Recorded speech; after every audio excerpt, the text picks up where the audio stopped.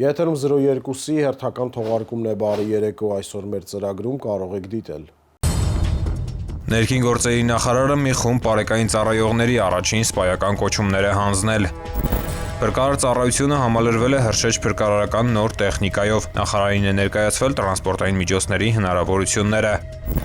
Արգելափակումից դուրս բերված մեքենաներ, օգնություն ստացած քաղաքացիներ, ոչ սթափ վարորդներ, ներքին գործերի նախարարության ծառայություններն ամփոփել են ուժեղացված հսկողության արդյունքները։ Ներքին գործերի նախարար Արփինե Սարգսյանը հանդիպել է պարեկային ծառայության մի խումբ ծառայողների, որոնք առաջին անգամ ստացել են սպայական կոչումներ։ Նախարարը կարևորել է պարեկային ծառայողի զգոնությունը, իրավիճակների ճիշտ գնահատումը եւ հավելել, որ ծառայության արդյունավետությունը պայմանավորված է ոչ միայն կազմված արձանագրությունների թվով, այլև կանխարգելիչ միջոցառումներով։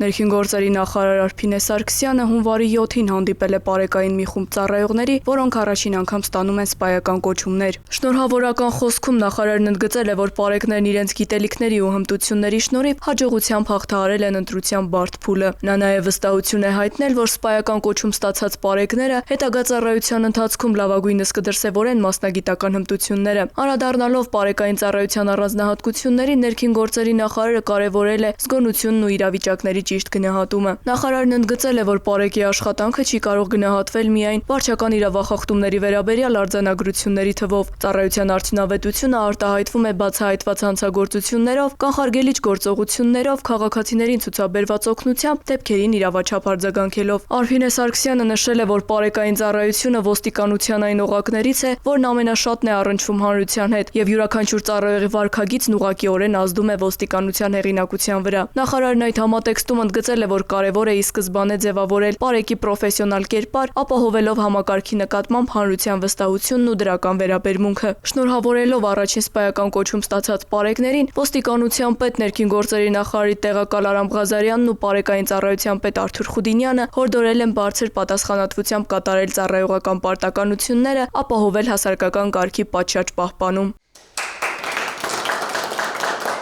Ավարտին ներքին գործերի նախարարը պարեկային 9 ծառայողի հանձնել է սպայական կոչումներ։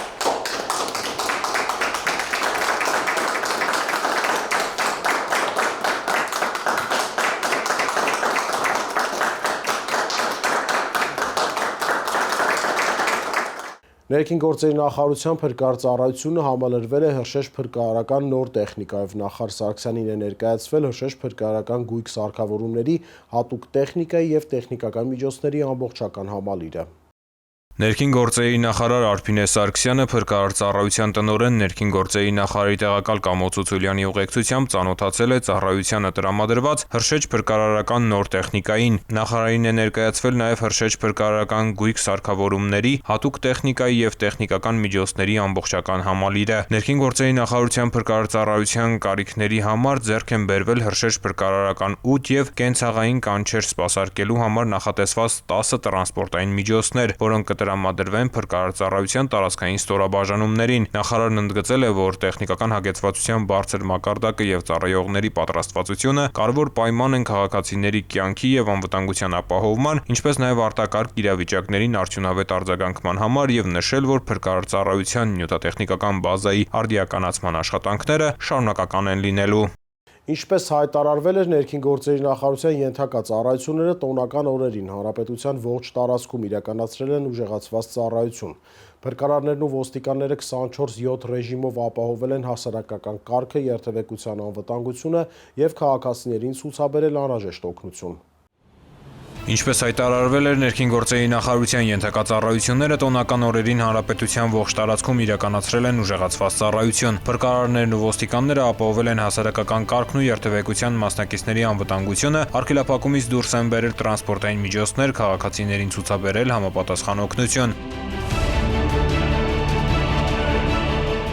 24/7 ռեժիմով ուժեղացված ծառայություն է իրականացրել փրկարար ծառայությունը։ Քաղաքացիներին օգնություն ցուցաբերելու նպատակով հանրապետության ճանապարհներին իրականացվել են շրջայցեր, սահմանվել է հերթապահություն։ Փրկարարները ձյան առատեղումների հետևանքով արգելափակումից դուրս են բերել 428 տրանսպորտային միջոց, նաև համապատասխան օգնություն են ցուցաբերել 845 քաղաքացու։ Միաժամանակ հունվարի 1-ից 7-ը պարեկային ծառայողները հանրապետությունում ստուգման են ենթարկել 9035 տրանսպորտային միջոց, որոնցից 261-ի անվադողերը եղել եղել են ամառային, իսկ 298-ը սահմանված չափորոշիչներին չհամապատասխանող ձմեռային անվադողերով։ Նշված բոլոր մեքենաների վարորդների նկատմամբ իրականացվել է վարչարարություն։ Տոնական օրերին հայտնաբերվել է նաև ոչ սթափ 417 վարորդ, որոնց տրանսպորտային միջոցները տեղափոխվել են պահպանվող հատուկ տարածքներ։ Նույն ժամանակահատվածում տեղի է ունեցել ճանապարհատրանսպորտային 810 պատահար, որոնցից 310-ը Երևանում, 500-ը մարզերում։ Պատահարների մասնակից 1592 տրանսպորտային միջոցների ստուգմամբ կազմվել է վարչական իրավախախտումների վերաբերյալ 52 արձանագրություն։ Նշվածից ընդամենը 37 մեքենայի անվադողերն են եղել ամառային, իսկ 16-ը եղել են չափորոշիչներին չհամապատասխանող ձմեռային անվադողեր։ Այս պատկերը ցույց է տալիս, որ ինչպես ներքին գործերի նախարարության կողմից պարբերաբար իրազեկումների, այնպես էլ Պարեկային ծառայության վարչարարության արդյունքում վարորդները հիմնականում դրսևորել են պատասխանատու վարքագիծ, սահմանված ժամկետում փոխարինելով անվադողերը։ Փրկարարծառայության եւ ոստիկանության ծառայողները համագործակցել են նաեւ տեղական ինքնակառավարման մարմինների հետ եւ առկա մերկասառույցի եւ մաքրման աշխատանքների անհրաժեշտության դեպքում տեղեկատվություն են տրամադրել գործընկերներին։ Ներքին գործերի նախարարությունը հորդորում է պահպանել երթևեկության կանոնները եւ տրանսպորտային միջոցները վարել բացառապես ձմեռային անվադողերով։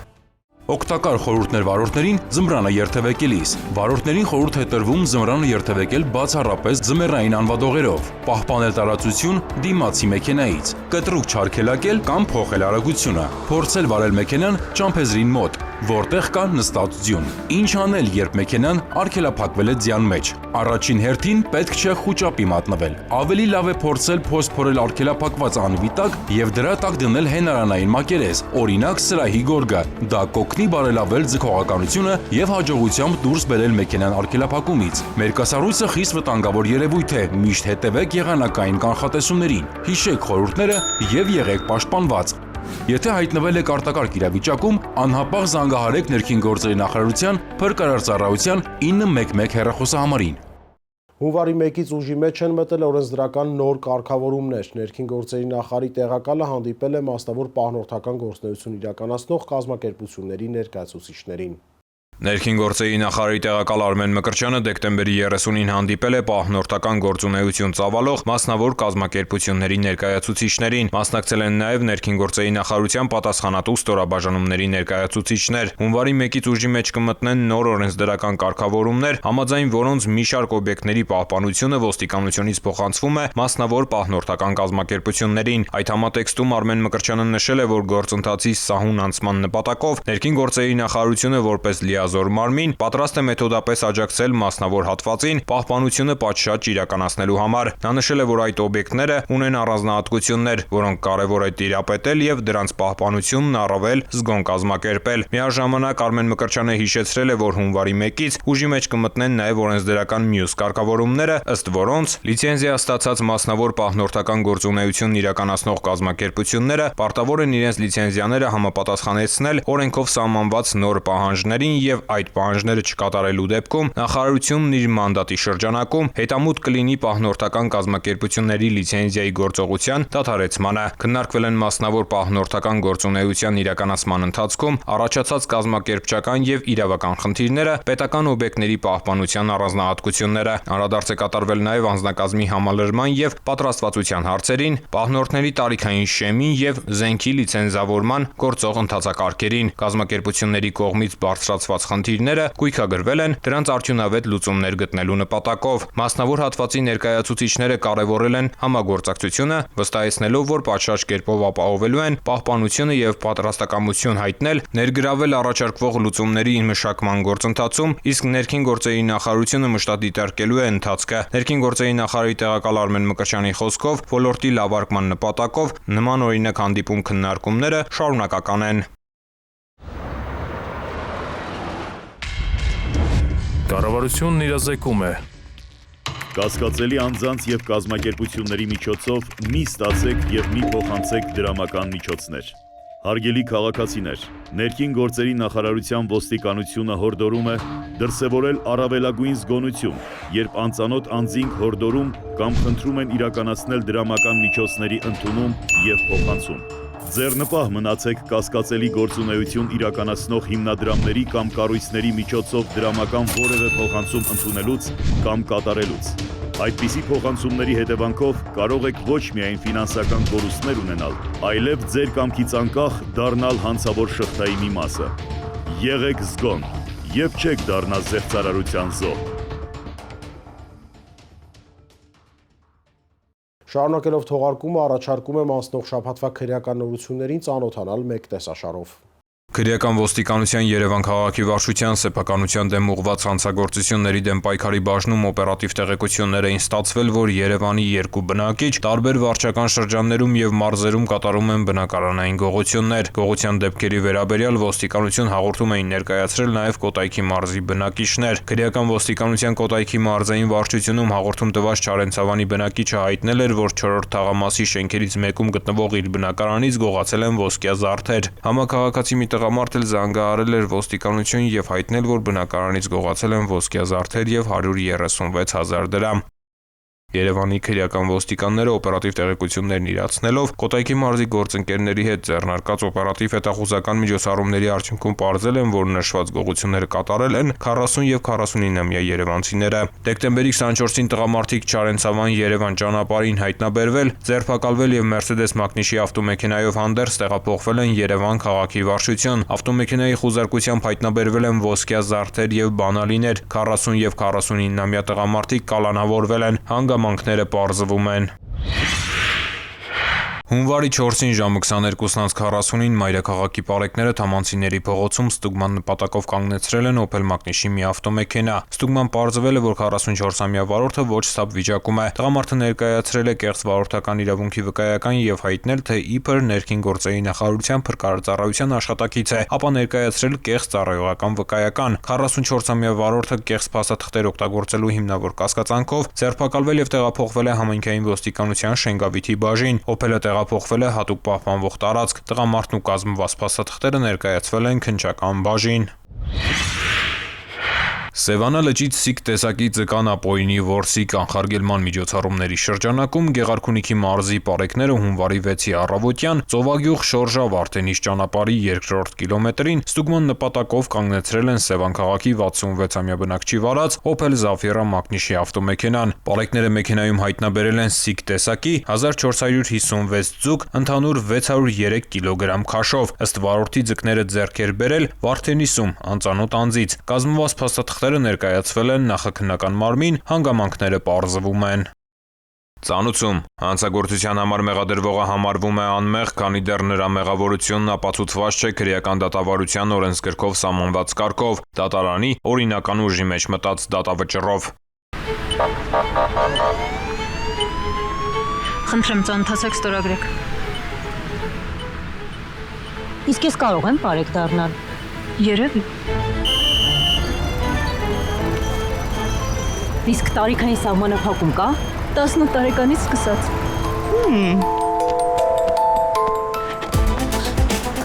Իսկ ֆիզիկական պատրաստվածությունը կարևոր է։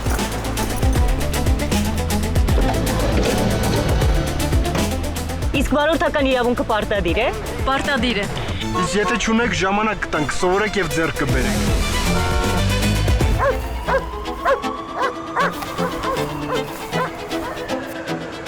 Իսկ քաղաքացիությունը պարտադիր է։ Պարտադիր է։ Վստահիր քեզ, միացիր մեզ։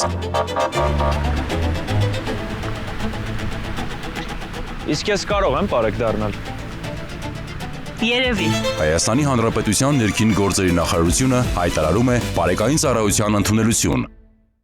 Համայնքային ոստիկան Հմայակ Գալստյանը ծառայության եւ տեքվանդոյի միջոցով մարմնավորում է խիզախության, կարգապահության եւ պատասխանատվության նույն արժեքները։ 2017 թվականից ծառայելով ոստիկանության Մարաշի բաժնում նա միշտ կարևորել է մարդակենտրոնի մոտեցումը, համայնքի հետ վստահության ձևավորումը եւ հատկապես անչափահասների հետ աշխատանքը։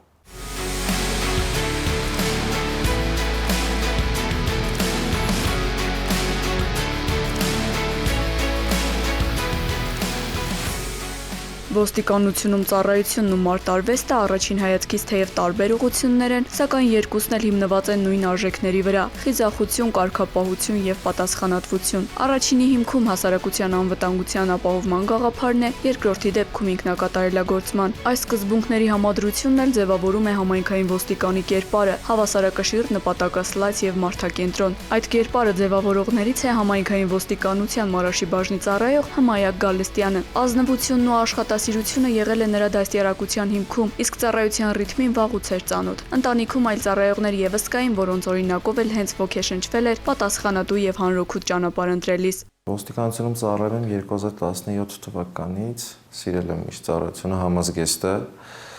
Ընդունվել եմ ոստիկանության կրթահամալիր, սովորել ավարտել եմ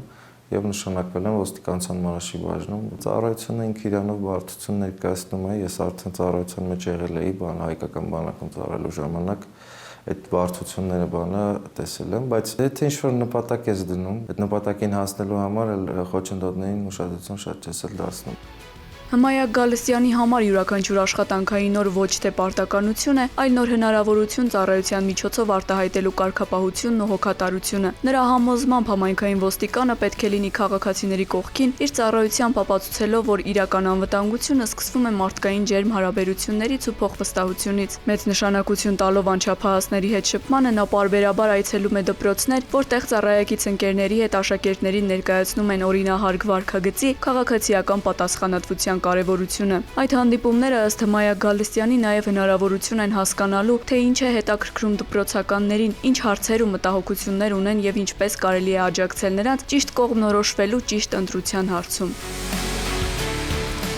Զգեստապահարանում կողք կողքի իրենց տեղն ունեն ոստիկանական համազգեստը, վկայելով նրա ծառայողական պատասխանատվության մասին, զինվորական համազգեստը, հիշեցնելով անցած ռազմական ուղին եւ կիմանուն, արտահայտելով ներքին խաղաղությունն ու ինքնակառավարման արվեստը։ Երբ ծառայությունն ավարտվում է, ոստիկանական համազգեստին փոխարինում է մարզականը։ Հմայակի կյանքում թեքվանդոն ոչ թե պարզապես մարզաձև է, այլ մտածելակերպ, գործելաոճ։ Նա վստահ է, որ տարիների ընթացքում զբաղվելով սպորտի այս տեսակով, կոփվել է ոչ միայն ֆիզիկապես, այլև հոգեբանորեն։ Մարզումները սովորեցրել են վերահսկել հույզերն ու զգացմունքները, գործել սառնասրտորեն եւ լինել հավասարակշիռ։ Միշտ սիրել եմ եւ հետաքրքրվել եմ արևելյան մարտարվեստով, հատկապես տայկվանդոյով։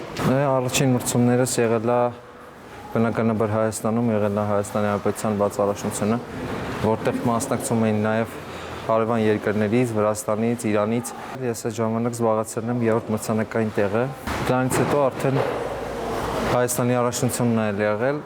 որտեղ զբաղեցրել եմ առաջին մրցանակային տեղը։ Պարգևների ու մեդալների մեջ իր ուրույն տեղն ունի արիության մեդալը, որը Հմայակ Գալստյանի կյանքում ամենակարևոր գնահատականներից է։ Բացի ծառայությունից նա նաև հաջողություններ է գրանցել սպորտում, դառնալով Հայաստանի հնգակի չեմպիոն եւ միջազգային մրցաշարերի մրցանակակիր։ Նա համոզված է, որ ծառայության ընթացքում ֆիզիկական ուժը պետք է զսպվածությամբ եւ առողջ դատողությամբ ուղղորդվի։ Այդ պատճառով ծառայության մեջ երբեք չի կիրառում մարզական հնարքները։ Թայքվանդո մարզաձևը օլիմպիական մարզաձև է եւ իր հնարքները արգելվում է մրցաշարերից դուրս կիրառել։ Այդ իսկ պատճառով ծառայության մեջ հիմնականում չի կիրառվում տայկվանդոյի հնարքները, բայց ամեն դեպքում սպորտով զբաղվելը շատ օգտակար է եւ շատ է օգնում կյանքում, թե ծառայության մեջ։ Հմայակ Գալստյանի օրինակը լավագույն ապացույցն է այն բանի, որ համայնքային ոստիկանը պետք է ոչ միայն ուժի, այլև հավասարակշռության ու մարդակենտրոնության խորհրդանիշ լինի։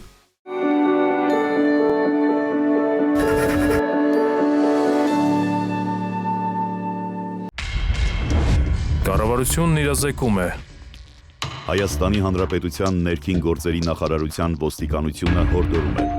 Հարգելի քաղաքացիներ, որևէ պատրվակով անծանոթ անձանց մի տրամադրեք անձնագրային եւ բանկային տվյալներ։ Մի փոխանցեք նաեւ համացանցի տարբեր հարթակներում գրանցված ձեր անհատական հաշիվների մուտքանունները, գաղտնաբառերը եւ SMS ծանուցմամբ ստացված մեկանգամյա կոդերը։ Նշված անձնական տվյալները փոխանցելով այլ անձանց, հավանական է, որ դրանք հետագայում օգտագործվեն տարբեր հանցավոր սխեմաներում ներգրաված անձանց կողմից, եւ արդյունքում կարող եք ոչ միայն զրկվել ձեր էլեկտրոնային դրամապանակների, բանկային հաշիվների, անհատական հաշիվների հասանելիությունից, այլև դառնալ ֆինանսական հափշտակությունների զոհ։ Հանցավորների ձեռքում հայտնված տվյալները կարող են օգտագործվել նաեւ այլ հանցագործությունների կատարման համար։ Եղեք զգոն, պահպանեք ձեր անձնական տվյալները։ Մեր թողարկումն ավարտվեց, կհանդիպենք հաջորդ շաբաթ։ Ցտեսություն։